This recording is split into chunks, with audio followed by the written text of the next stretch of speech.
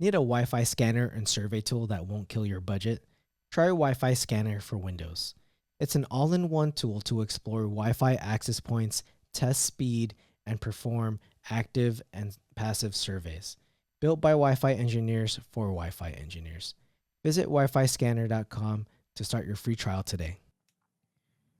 Welcome to a brand new episode of the Clear to Send podcast. This is Francois, and I'm here with Roel. Hey, Roel, how are you? Hey, good morning. Good morning. So we are continuing our Wi-Fi hardware and devices series, and we talked about Wi-Fi access points the last time, and Yeah. today we're going to talk about choosing the right Wi-Fi antenna, depending on what you have to do. Yep. Yeah. So if you've chosen the AP with the external antenna model, that's my favorite one. So glad you're here. Yeah, so here, we're going to talk about choosing the right antenna, and like you said, Roel, it's mostly applicable if you want to use an AP that has external connectors and you want to use an external antenna. And usually in the enterprise space, we have two choices. We either go with an omnidirectional antenna that will just broadcast the signal all around itself, or we go with a directional antenna, which will give us a little bit more flexibility in terms of where we want the signal to be. And when we choose an antenna, one thing to keep in mind is that the antenna is used to send the signal, but it's also used to receive a signal back from the client. So you can use that in both directions. You can use it to reach a very specific area if you use an antenna with a little bit more gain, but you can also use the antenna to kind of isolate from the noise around you if you choose an antenna with a narrower listening opening. So it works in both directions. Yeah, and if you remember from our previous episode talking about the Wi-Fi hardware, the access points, this one here is the omnidirectional, right? All the other ones look very similar, but it's integrated, and so that's just something to keep in mind compared to going with one that's directional, and you want to be aware of that. And this AP here is an example of an AP with external connectors on which you can connect any type of antennas you want external. The external antenna doesn't have to be directional. It can also be omnidirectional. Yeah, that's a good point. And before we dive into the actual antenna, maybe one thing we could mention is, why would you want to use external antennas, right? Yes. Because it's not, so there's a piece of equipment, maybe it's more money and blah, blah, blah. So maybe we can address that before we go deeper into the antenna itself, antenna characteristics. And I would say that nowadays there are maybe three reasons why you would want to use external antennas. The first one is for aesthetic requirements. So sometimes we need to hide the Wi-Fi. Mm-hmm.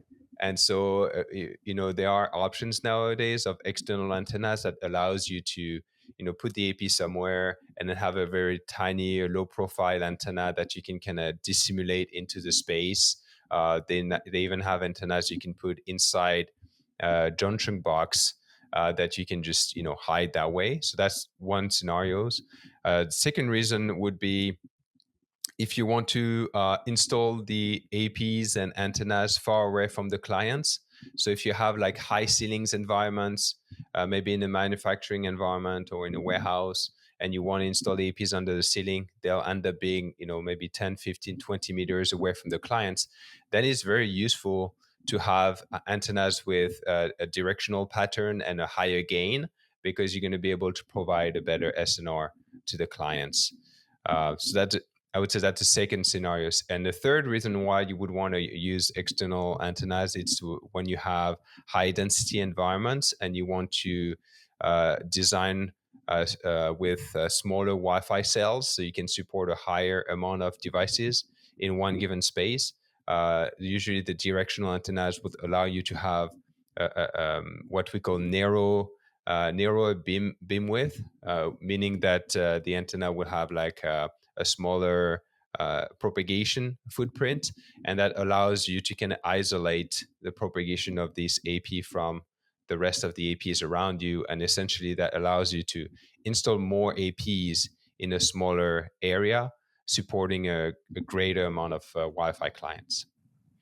Yeah, I think there's also some special use cases, but it would just fall under one of those three scenarios, and we both have had our share experience of doing each of those, especially in higher ed, where some of these newer classrooms are very fancy in their design, and the architects are getting even more challenging with their designs, where it's hard to just place an AP, and so they want it to look very clean, aesthetically pleasing. They don't want an ugly big access point just in the middle of their nicely designed classroom. But these are the three most common scenarios, and any of the things we'll talk about will kind of fit into those scenarios. So the first thing we can address is, one of the item you'll see when you choose an antenna, when you look at the specification sheet of the antenna, is something called the antenna patterns. So the document, the specification, will show you how the antenna will propagate the signal. It would be nice to have that in 3D. Maybe one day we'll get it in 3D, but today what we get is two diagrams. One diagram that shows you the horizontal propagation pattern, and another diagram that shows you the vertical the vertical pattern, propagation pattern. So Yeah, and here these are Roald is something showing you yeah, go yeah ahead. you want to be able to bring this up prior to purchasing the antenna, right? So this one is a pattern from an omnidirectional access point, but you'll get it very similarly with external antennas. And I think Meraki does a pretty good job with their antenna patterns, because I like that they put the AP where it is, and you can see how it propagates the signal. And when if you think that every AP or antenna has the same propagation pattern, you'll actually see there are some slight differences there. Yes, and then as you see, so here Roald is on the video is showing like an example of the Meraki propagation pattern.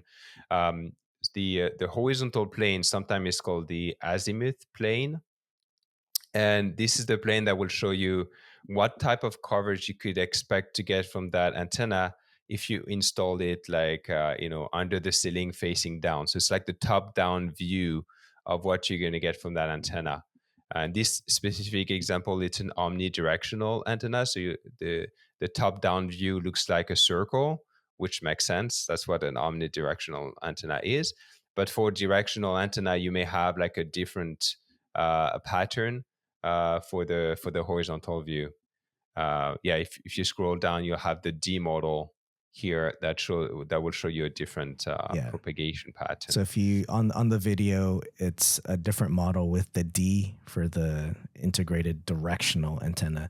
So I'll go up and down, and you could see the difference between omnidirectional, directional. Even though you're showing the elevation here, if you scroll down, maybe they have the azimuth. There's the azimuth. Yeah, here's the azimuth. But this is for the I model. This is the vertical. Maybe they're not going to show you the. Here you go, azimuth. It's for the I model back. Yeah, they alternate between the I and the D, but they don't show us the azimuth for the D. It's got to be somewhere here. We can on the other hand, we can see the vertical propagation pattern, so what they call the elevation, and this is what type of coverage you could expect to get from the antenna if you look at it sideways.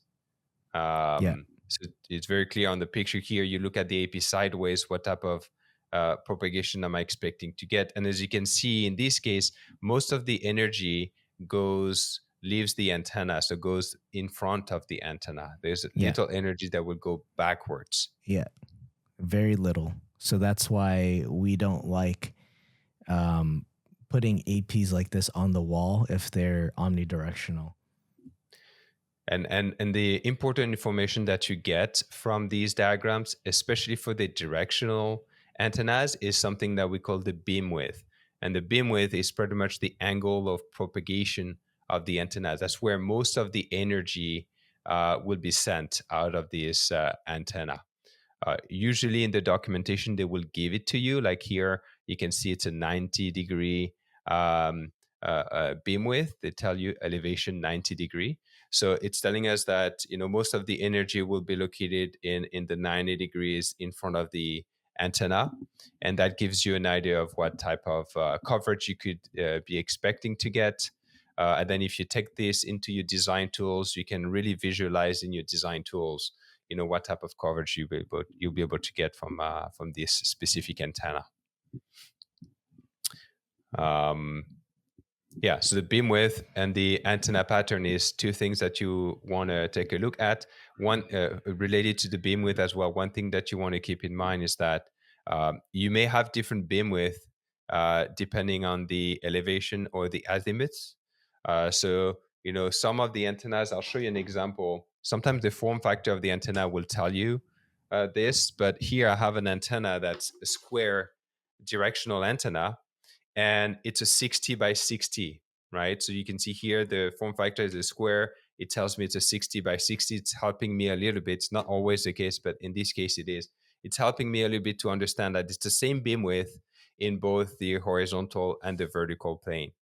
Now I have another antenna here that's a rectangle, and this one has a different beam width. So on the horizontal plane, I have a beam width of about 114. I'll look at behind it because I wrote it behind it. That's another trick you can do with your antennas is write the beam width behind it. So it's 114 degrees that way, and then vertically it's 24 degrees. So this one will have a very wide angle on one side and a very narrow angle on the other side. And this antenna is actually made for warehouse aisles, so you can just place it above your warehouse aisle, and it will give you like a slice of RF to cover your aisle. So sometimes the form factor of the antenna will kind of indicate what the gain or what the beam width is. Not all the time, be careful, but sometimes they help us. We'll be right back to the episode. Do you need a tool that offers seamless Wi-Fi analysis and troubleshooting? Look no further to Wi-Fi Scanner for Windows. It's a versatile 3-in-1 tool. Discover Wi-Fi access points with ease, assess speed and performance accurately, and conduct detailed active and passive Wi-Fi surveys seamlessly. It works perfectly with the internal card of your Windows device. The Wi-Fi Scanner Copilot feature is ready to troubleshoot common issues related to connectivity, performance, security, and configurations. Broaden your reach by analyzing remote networks with Optify and WLAN PI integration. Dive into beacon information or delve deeper by opening wireless PCAP files. Visit wifiscanner.com and download a free trial today. I like that you write it down on the back of the antenna because it's not always clear with the label, or it's pretty small. So even for installers being able to see that, they would know, be a little bit more informed with how you should mount it. They have a sticker for the installers. I don't know if you guys will see it, but they have a sticker showing you the vertical axis here. So at least you get this when you get the antenna. Yeah. And so seeing the data sheet or at least the propagation patterns, it's very important in your selection. There's a lot of different antennas to pick from. Mm-hmm. And so you'll use that in your design software to create a design, see what the propagation will look like. Will it cover what you need to cover and the capacity? But I would also suggest you get a single antenna and test it for yourself, because a lot of times it does look a little bit different from the design, and maybe that's just not the one that's ideal for your environment. So it's good to test it out before making a purchase of multiple antennas. And then the question also when you start, it's usually, when do I use omnis? When do I use directional antennas? Yeah. And I think most of the time we use omnis. Yeah. Omnis, you'll use it for typical office environments when you have, regular ceiling heights. if you have enough rooms that will attenuate the signal, omnis are perfect. So in most environments, omnis will be good. um, Sometimes you may want to use external antennas that are omnidirectionals. I found that in an environment where the ceiling is a little higher, you can find down tilt omnidirectional antennas that are quite nice, especially in like in manufacturing plants where ceiling might be 24 feet, 8 meters. It might be a little too high for like an integrated omni, but you can get an antenna like this one, which is an omni but down tilt omni, and this will give you a little bit more gain, and then give you a little bit of a better SNR and coverage. So omni is what we would use most of the time because that's what will give you the coverage, right? Um, but then in some scenarios, directional antennas will be very useful. If you have high ceilings, like I said earlier, if you want to be able to shoot the signal, make sure you have good enough signal that arrives on the floor, and make sure that the clients can also send the signal back, then directional antennas are quite useful in these environments. And then, like Roel said, you can choose your beam with studying different antenna model in your design software, to pick the right beam width that's right for the job. One thing you can also do is go on site with the antenna, test it, and see what you get. Because sometimes you'll be like, okay, this beam width is good, but then you go on site and you'll find that you actually, it doesn't really give you what you're expecting. So testing the antennas is also something you can do if you do an AP on a stick site survey, for instance. Um, and then we would also use directional antennas when we have high density of users in high density areas. Think about maybe auditorium, convention centers, arenas, those stadiums, those spaces where you really need to contain the signal to be able to reuse the channel in the space. Then you can use directional antenna with a tighter beam width. Usually we use something like 30-degree beam width for these spaces, and that allows you to kind of reuse the channels for higher density environments. Yeah, and I Um, think also for some office environments, I'm starting to see really high density of users, which ends up mhm, being high capacity as well, where it's not just cubicle farms, but a lot of desks and a lot of people in a specific area. And sometimes what I see are people putting a lot of omnidirectional APs in a small space. It's just a lot of people there. And in those scenarios, you can be a little bit creative and actually use directional antennas because you can still help shape that signal, but not have it spread as far. And you can try to get a certain amount of users joined to an AP with a directional antenna. I've seen some instances where office spaces will use that, where they take the AP and a high density antenna that covers a certain area, and mhm, even when they drop them down a little bit lower, that still makes that cell a little bit more smaller rather than keeping it up high.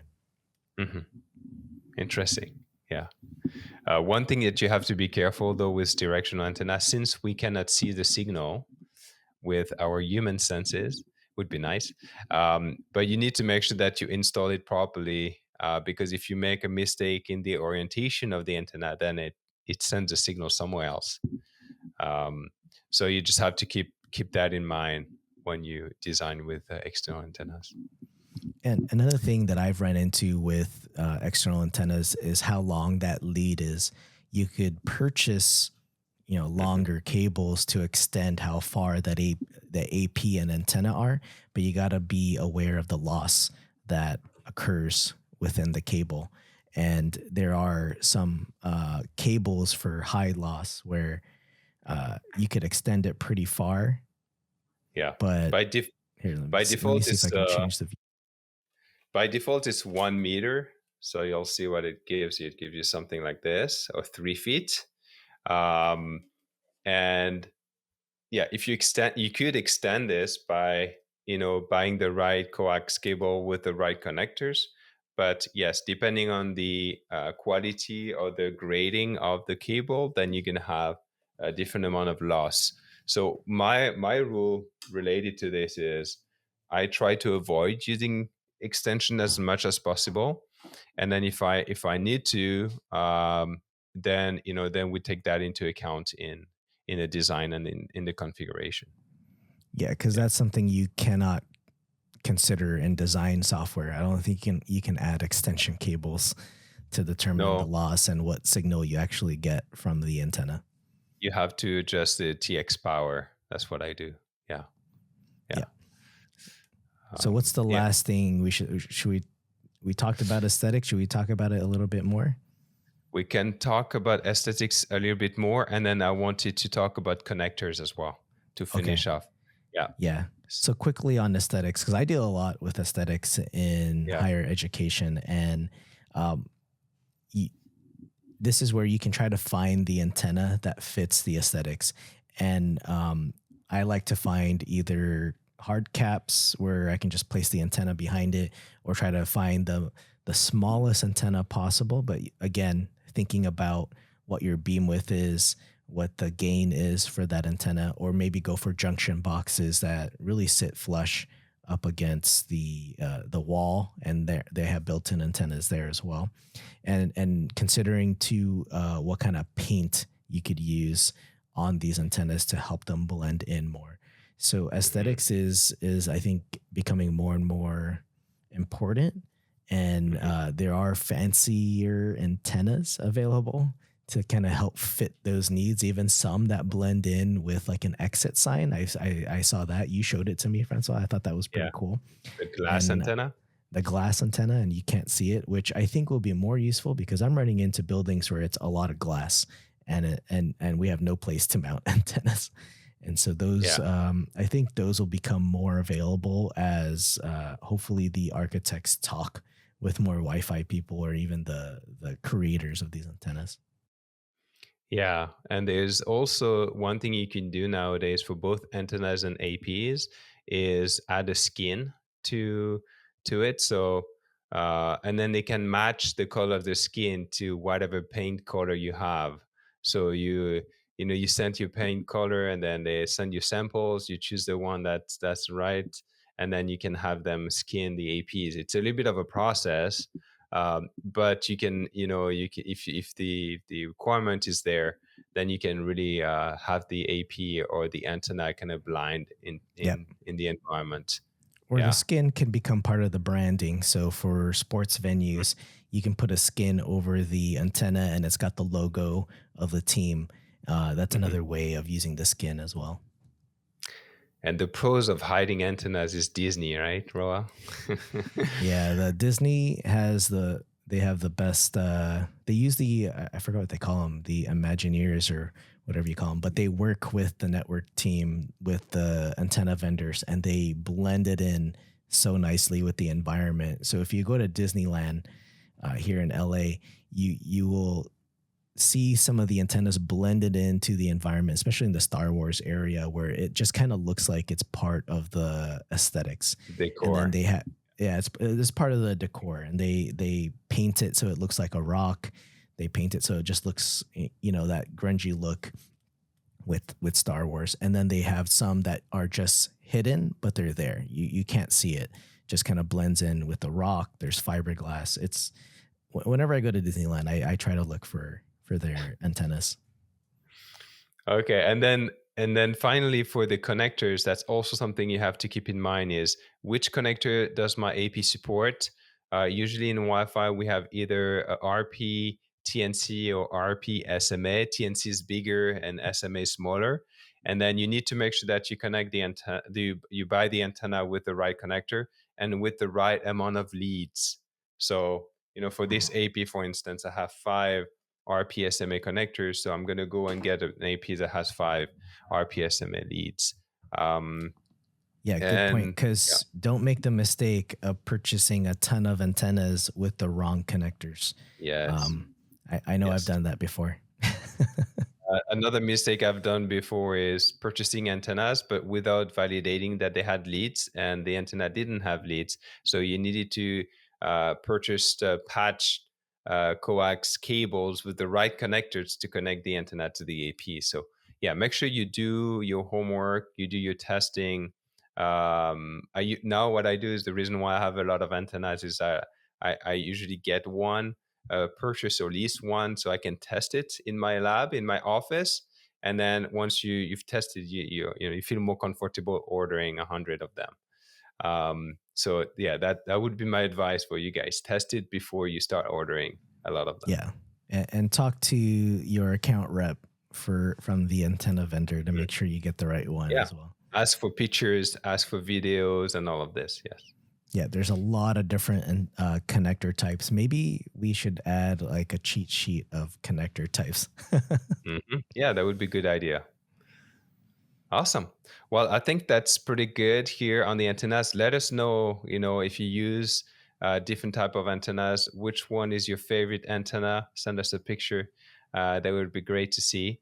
And then we'll see you guys on the next episode of the series, where we'll be talking about, why Wi-Fi devices aren't all the same. So stay tuned for that upcoming episode. All right. Thank you guys. See you in the next Thank you. one. Need a Wi-Fi scanner and survey tool that won't kill your budget? Try Wi-Fi Scanner for Windows.